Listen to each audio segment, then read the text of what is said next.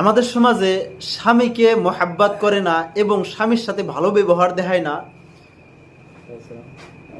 স্বামীর আহমিয়ত বোঝে না, এমন মেয়ে মানুষ আছে না এই সমাজের মধ্যে? আছে আছে আছে।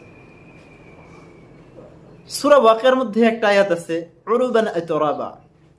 এই আয়াতের তরজমা এবং তাফসীর যখন দেখলাম,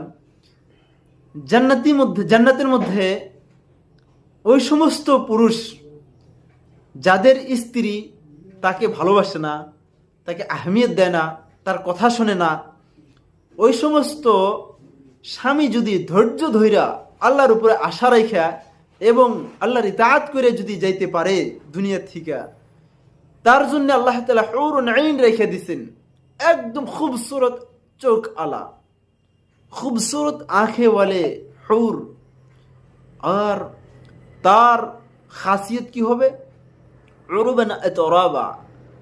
উরুবান মানে তার স্বামীকে এত মোহাব্বত করবে জান্নাতের মধ্যে ওই হুরটা, ওই পুরুষটা এত মোহাব্বত করবে যে আশিক হবে, ওই স্বামীর আশিক হবে। আর তরাবা একই উমরের হবে, একই বয়সের হবে, একই বয়সের।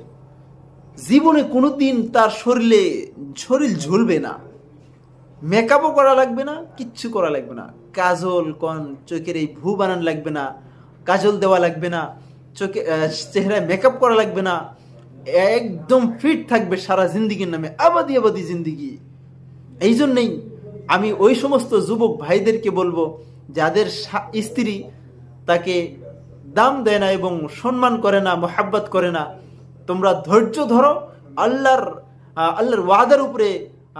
ওয়াদার উপরে আশাবাদী থাকো এবং আল্লাহর ইতাআত করো। তোমরা, আল্লাহ তোমাদের জন্য জান্নাতের মধ্যে হুরুন আইন রেখে দিছেন। আর তাদের খাসিলত এমন হবে, কয়দিন অহংকারী করবে এবং কয়দিন অসম্মানী করবে, কয়দিন মোহাব্বত করবে না, তারপরেই তো শুরু হইতেছে এমন একটা জিন্দিগি আমাদের, যে জিন্দিগির মধ্যে এমন এমন জান্নাতি হুর থাকবে, 70টা তো কমসে কম থাকবে, 70টা কমসে কম, আরো অধিক থাকবে। একটার উপরে দুই এরকম সিংহাসনে বৈশা, দুই ফেলে হাত টিপা দিবে, দুই ঠ্যাং টিপা দিবে, মাথায় দুই তিনজনের হাতায়া দিবে। টেনশন করতেছেন কেন? এই জন্য ওই যুবক ভাইদেরকে বলবো যে স্ত্রীর সাথে আবেগী হইয়া আপনি পরকিয়া করতে যাবেন না, আপনি জিনার দিকে রাগবত হইেন না, আপনি ধৈর্য ধরেন এবং আল্লাহর ওয়াদার উপরে বিশ্বাস রাখেন। আল্লাহ তাআলা আপনাদেরকে হুরুন আইন দিবেন ইনশাআল্লাহ।